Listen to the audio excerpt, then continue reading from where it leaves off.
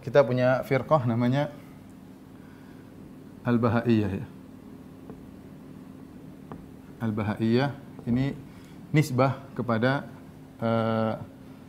Al-Mirza ya. Namanya Al-Mirza Hussein Ali Al-Mazandarani.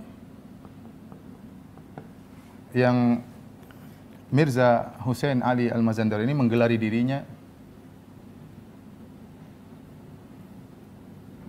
dengan Bahaullah, Al-Baha ya, Al-Baha. Yaitu maksudnya Bahaullah. Baha itu maksudnya keindahan. Keindahan maksudnya dia adalah Al-Baha, maksudnya dia adalah penampakan keindahan Allah. Keindahan Allah. Inilah nisbah atau kenapa disebut dengan Al-Bahaiyah. Dia menggelarinya dengan Al-Baha ya. Dari mana asal muasal Mirza Hussein Ali Al-Mazandarani ya. Dia ini lahir di Iran di Mazandaran ya. Lahir di Iran tahun 1817 Masehi ya. Kemudian wafat 1892. Ya usia kurang lebih 75 tahun. 75 tahun. Berasal dari keluarga yang dekat dengan orang-orang Rusia ya. Jadi ketika itu ada beberapa kerabatnya yang bekerja di Rusia, di kepentingan pemerintah Rusia yang waktu itu ada yang tinggal di Iran, di Teheran ya. Ya mungkin duta besar, semacam duta besar, kedutaan ya. Di antaranya dia punya saudara yang kerja di kedutaan dan juga suami istrinya menjadi sekretaris menteri, seorang menteri dari Rusia ya, yang tinggal di Teheran ya. Tapi apa kaitannya dengan Al-Babiyah? Kita perlu mengenal Al-Babiyah kenapa? Karena sekte Al-Bahaiyah ini membangun pemikirannya di atas sekte Al-Babiyah. Ini berasal dari Al-Babiyah ya. Berasal dari Al-Babiyah.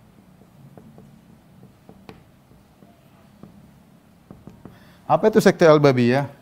Sekte Al-Babiyah ya. Al-Babiyah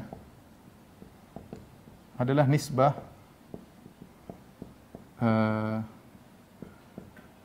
kepada ya, seorang yang disebut dengan Asyirazi ya. Ali Muhammad Asyirazi ya. Ali Muhammad Asyirazi dari Iran juga, yang lahir di Syiraz, yaitu di Iran. Dia menggelari dirinya dengan sebagai Al-Bab ya. Menggelari dirinya dengan Al-Bab. Al-Bab itu artinya pintu. Apa maksudnya pintu? Jadi dia ini berasal dari sekte Syiah Al-Imamiyah Al-Ithnai Asyariyah yang meyakini tentang 12 imam, dan imam terakhir kita tahu namanya adalah Muhammad bin Hasan Al-Askar. Muhammad bin Hasan Al-Askar yang dinanti-nanti. Yang dia masuk dalam Sirdab sejak tahun 200 sekian Hijriah dan sampai sekarang belum keluar-keluar, ya sekitar sudah 1200 tahun lewat dan dia belum keluar-keluar.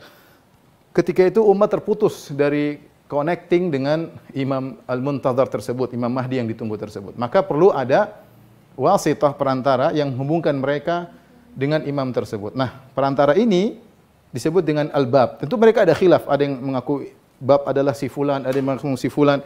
Di antaranya dia mengangkat dirinya, saya adalah Al-Bab. Syirazi ini, Ali Muhammad Syirazi mengatakan, saya adalah Al-Bab, saya adalah pintu yang menghubungkan kalian dengan Imam Mahdi. Ya, makanya disebut dengan firqah Al-Babiyah. Ya.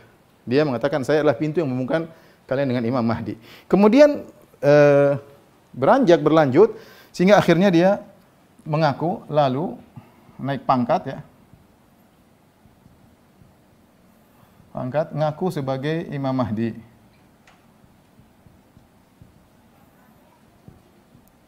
Kemudian naik pangkat lagi, mengaku sebagai nabi ya, mengaku sebagai orang yang diberi wahyu, itu sebagai nabi, ya, sebagai orang yang diberi wahyu. wahyu dari Allah. Nah, dia punya kitab suci yang katanya adalah dari Allah Subhanahu wa taala. Kitab sucinya namanya adalah Al-Bayan. Al-Bayan. Ini kitab suci wahyu dari Allah Subhanahu wa taala. Nah, kita harus bahas apa itu Al-Bayan karena dalam kitab suci Al-Bahaiyah yang disebut Al-Aqdas sering menukil dari Al-Bayan. Sering menukil dari Al-Bayan ya. Al-Bayan ini adalah kitab sucinya Al-Bahaiyah yang Syirazi dia orang Iran ya. Tapi dia kitab sucinya berbahasa Arab. Berbahasa Arab. Ya. Dan dibahas habis oleh banyak yang bahas ya, tapi di antara ulama yang bahas tentang Al-Babiyah ya. Al-Babiyah adalah Ihsan Ilahi Zahir, ini bukunya. Judulnya Al-Babiyah, Firqah Al-Babiyah ya. Dia bahas tentang Al-Babiyah ya. Bagaimana punya kitab suci dengan bahasa Arab tapi ternyata bahasanya kacau. Bahasanya kacau. Ya, sementara dia mengatakan dalam kitab tersebut, dalam kitab Al-Bayan ya, ngaku-ngaku bahwasanya kitab suci dia lebih fasih daripada Al-Qur'anul Karim ya. Lebih fasih daripada Al-Qur'anul Karim ya.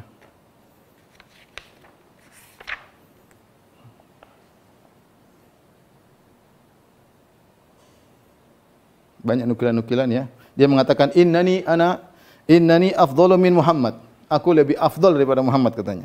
Kama anna Qur'ani afdalu min Qur'ani Muhammad. Sebagaimana Qur'anku lebih bagus daripada Qur'annya Muhammad.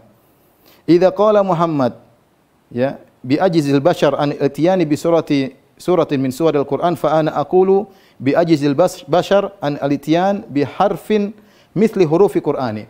Kalau Muhammad ngaku bahwasanya manusia tidak bisa mendatangkan seperti Qur'annya Muhammad, saya manusia tidak bisa datang seperti huruf dalam Qur'anku.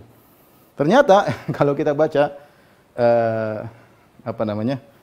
keterangan dia atau tulisan dia dalam kitab suci tersebut, maka kacau ya, nahwu sorof kacau semua ya.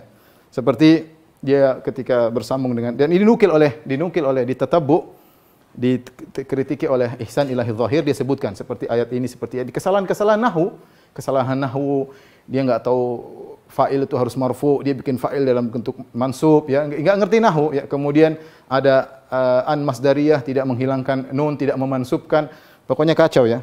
Kacau dan lucu kalau kita baca pernyataan dari Asy-Syirazi ya, wahyu yang diturunkan oleh Allah kepada Asy-Syirazi, maknanya kacau ya. Kemudian bahasa Arabnya juga kacau.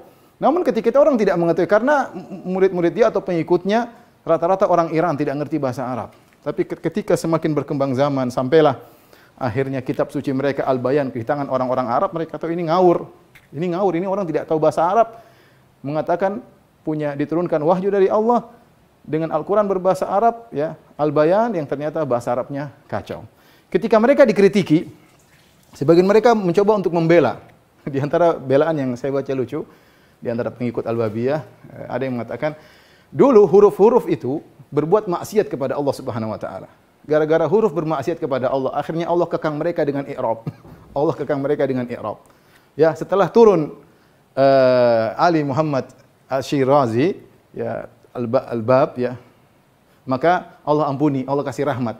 Akhirnya huruf-huruf tersebut dilepaskan dari belenggu i'rab. Sudah enggak pakai i'rab, enggak ada masalah. Jadi intinya bahasa Arab enggak usah pakai i'rab, ini tentu kengawuran. Ini penting.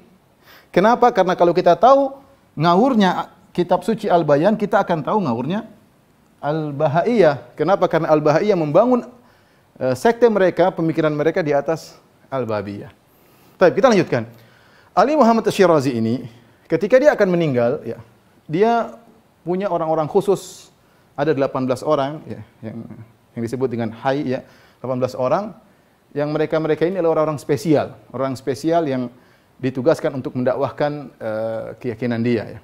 Dan Mirza Hussein Ali Al-Mazandarani sudah gabung dengan Babiyah, dia ikut Babiyah. Dia ikut firqah dengan Babiyah, tetapi dia tidak mendapatkan kedudukan di hati Ali Muhammad Syirazi. Sehingga dia tidak menjadi hawariyunnya, tidak menjadi orang-orang spesialnya Ali Muhammad Syirazi. Ternyata di antara 18 orang tersebut, yang paling spesial, jadi dia angkat 18 orang sebelum wafat. Dia angkat 18 orang. 18 orang spesial untuk melanjutkan dakwahnya.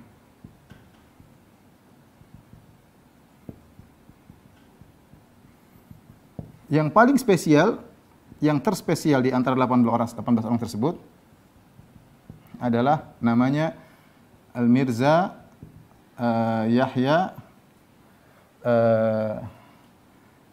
Ali Al-Mazandarani.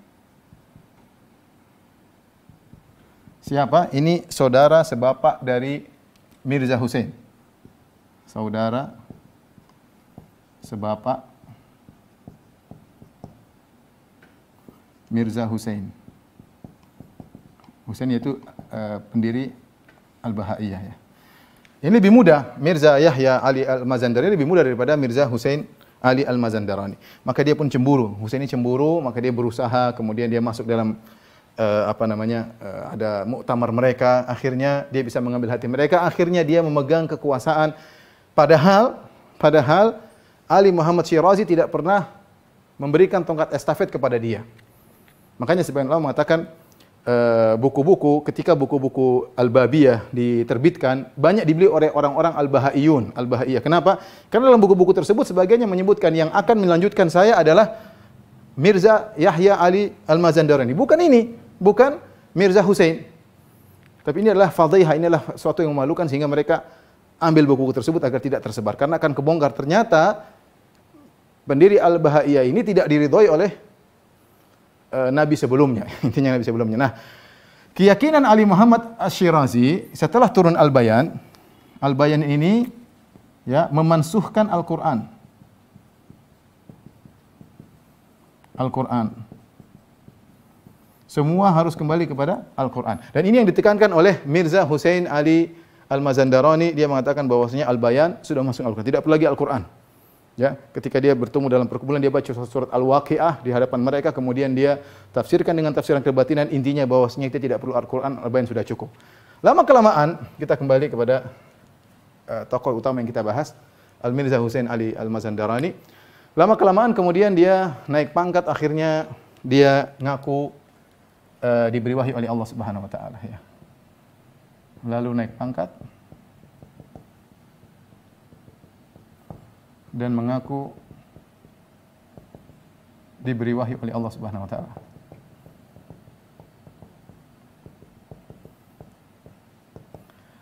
Kitab suci namanya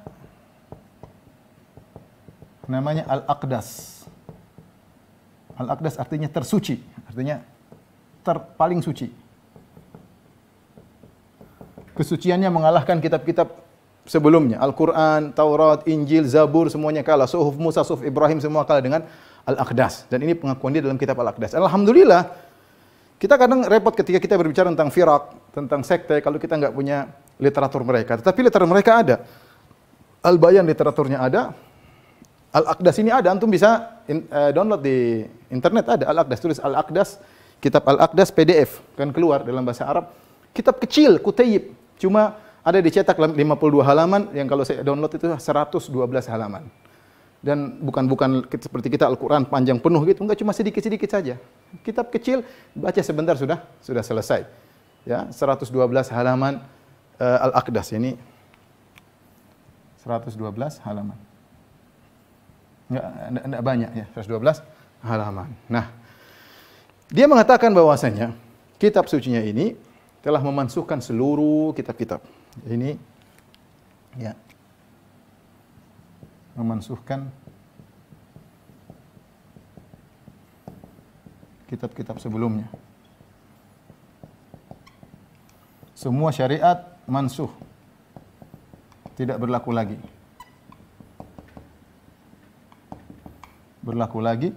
Kecuali yang ada di Al-Bayan, kitab suci sebelumnya. Dan makanya dia sering menukil dari Al-Bayan, dari kitabnya Al-Babiyah. Makanya kita harus ceritakan keduanya, karena kitab Al-Aqdas ini sering menukil dari kitab Al-Bayan. Itu pun Al-Bayan ini juga namun sebagiannya pun dimansuhkan. Namun sebagiannya pun dimansuhkan. Contoh, kalau dalam kitab Al-Bayan, Dalam kitab Al-Bayan, kalau zina laki-laki perempuan sama-sama ridho tidak ada masalah. Yang penting ridho nggak ada masalah. Dimansuhkan oleh oleh kitab Al-Aqdas. Kata dia ada syarat. Pertama, keduanya ridho, kemudian kedua bapak ibunya juga ridho, baru halal. Kalau cuma ridho keduanya belum, nanti bikin masalah. Kita harus tambah syarat berikutnya, dan itu disebutkan dalam kitab Al-Aqdas bahwasanya berubah peraturan. Ya, jadi ada sebagian perkara yang di kitab Al-Bayan dimansuhkan dalam kitab Al-Aqdas. Ya. Inilah gambaran sederhana ya, dari firqah Al-Bahaiyah yang dia meyakini bahwasanya Mirza Hussein Ali Al-Mazandari ini adalah Al-Baha atau Bahaullah. Dialah penampakan Allah Subhanahu wa taala. Makanya kita antum bisa lihat di website mereka bahai kalau tidak salah .org disebutkan bagaimana Allah punya penampakan sebelumnya ya. Dia mengakui agama-agama sebelumnya, seperti Allah punya orang-orang pilihan yang pernah berfungsi seperti ini juga, seperti Buddha misalnya, seperti Konghucu misalnya, seperti nabi-nabi atau orang-orang mulia yang dianggap mulia oleh masyarakat, di antaranya adalah Mirza Hussein Ali Al-Mazandari ini. Dia adalah penampakan dari Allah Subhanahu wa taala, dan ini menunjukkan dia ngaku sebagai nabi. Dia ngaku sebagai nabi, bahkan dia memansuhkan syariat Nabi Muhammad sallallahu alaihi wasallam. Sebagaimana sebelumnya Asy-Syirazi pendiri Al-Babiyah juga mengatakan bahwasanya syariat Muhammad sudah mansuh. Dan kita tahu bahwasanya Nabi sallallahu alaihi wasallam pernah bersabda, la yakunanna min ummati 30 kadzabuna kulluhum yaz'umu annahu nabi wa ana khatamun nabiyyin wa la nabiyya ba'di. Akan ada dari umatku 30 orang aku sebagai nabi ya, dan aku adalah penutup para nabi dan tidak nabi setelahku ya. Banyak Mirza Ghulam Ahmad ya. Kemudian ini ya. Ihsan Ilahi Zahir dalam kitabnya Al-Babiyah dan juga Al-Bahaiyah. Jadi Ihsan Ilahi Zahir punya buku dua ya. Al-Babiyah ada, Al-Bahaiyah juga khusus spesialis. Dia juga menulis tentang firqah Al-Bahaiyah. Dia mencoba menarik kesimpulan. Dia melihat misalnya Al-Qadianiyah Mirza Ghulam Ahmad di India, ada istimar Inggrizi, maksudnya ada penjajahan Inggris. Ternyata Mirza Ghulam Ahmad sendiri mengaku bahwasanya saya dengan ada kekuasaan Inggris saya berdakwah kemana-mana dengan kebebasan. Dia berterima kasih, semoga Allah memberikan. Dia berterima kasih, mendoakan agar kebaikan buat Inggris karena dia merasa dibantu oleh Inggris. Kemudian juga kalau dilihat Ihsan Ilahi Zahir mengatakan demikian juga Al-Babiyah dan Al-Bahaiyah dibantu oleh Rusia, dan ada pernyataan dari mereka, tokoh-tokoh mereka, bagaimana seperti Al-Baha yaitu Mirza Hussein Ali memuji-muji Rusia karena membantu dia ya. Seakan-akan ini firqah-firqah bentukan dari orang-orang kafir yang ingin memecah belah kaum muslimin. Yang ingin memecahkan belah kaum muslimin ya, sebagaimana sudah sering sampaikan ya. Farrik tasud ya, pecah belah maka kau akan memimpin. Divide et impera, yaitu pecah belah kau akan memimpin. Jadi kaum muslimin dibuat ribut sendiri karena ada yang ngaku nabi, ada yang ngaku nabi. Tentu buat gelisah. Siapa yang tidak gelisah? Ada firqah ternyata ngaku pendirinya nabi. Gelisah, takut kita terpengaruh, takut anak kita terpengaruh. Ini berkaitan dengan akidah, berkaitan dengan kehidupan yang abadi. Salah berakidah bahaya ya. Maka benar-benar menimbulkan gejolak, dan ini yang disukai oleh mereka. Sibuk sendiri katanya. Sibuk sendiri, ya memang harus sibuk, mau diapain? Dan itu yang terjadi. Kemudian juga diantaranya menghilangkan ruh-ruh perlawanan, perjuangan, ruh-ruh jihad ya, sehingga hilang dari kaum muslimin, sehingga seakan-akan pasrah dengan penjajahan ya. Kita bilang kita perlu ruh-ruh jihad. Lihat bagaimana negara kita, negara Islam, negara Indonesia, bagaimana perjuangan dulu dengan nuansa jihad. Allahu Akbar, dengan takbir ya. Dengan takbir membela negara disertai dengan ruh keimanan ya, disertai dengan ruh keimanan karena Allah Subhanahu wa taala, maka alhamdulillah kita diberi kemerdekaan oleh Allah Subhanahu wa taala ya. Jadi kalau sudah ruh itu sudah hilang, kemudian disertai pecah belah, sudah selesai. Ini diinginkan oleh orang-orang kafir ya. Taib. Ini sekilas tentang sejarah keduanya. Adapun wafatnya Al-Baha, Nabi Al-Baha atau Mirza Hussein Mirza Hussein Ali Al-Mazandarani, maka dikatakan bahwasanya dia meninggal dalam kondisi hilang gangguan jiwa ya. Tapi wallahu alam bisa pakan kebenarannya, tapi dikatakan demikian. Ihsan Ilahi Zahir menyebutkan, dinukilkan dari sebagian orang-orang dekat mereka bahwasanya ketika dia meninggal anaknya, dia punya anak ya. Dia punya namanya menggelari namanya Abbas ya. Mirza ini punya anak namanya Abbas.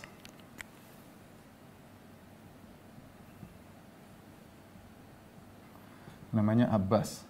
yang menggelar dirinya dengan Abdul Baha. Hambanya Al-Baha, ya, hambanya Al-Baha. Ketika bapaknya meninggal, dia tidak ingin orang-orang bertemu dengan bapaknya. Seakan-akan dia malu karena bapaknya gangguan jiwa dan yang lainnya. Kemudian Ihsan Ilal Zahir agak kasar. Kemudian dia mengatakan dia bukan gila ketika akan meninggal, ya, tetapi sejak awal sudah gila. Sejak ikut firqah Bahaiyah sudah gila. Bagaimana nganggap ada nabi baru yang kitab sucinya ngawur seperti ini, kalau masih ikut juga berarti memang sudah gila sejak awal. Cuma puncak kegilaannya ketika akan meninggal dunia. Ini perkataan sebagian ulama yang mungkin mutahammis, sangat semangat membela akidahnya, sehingga keluarlah ucapan-ucapan seperti dari Ihsan Ilahi Zahir. Wallahu a'lam bishawab.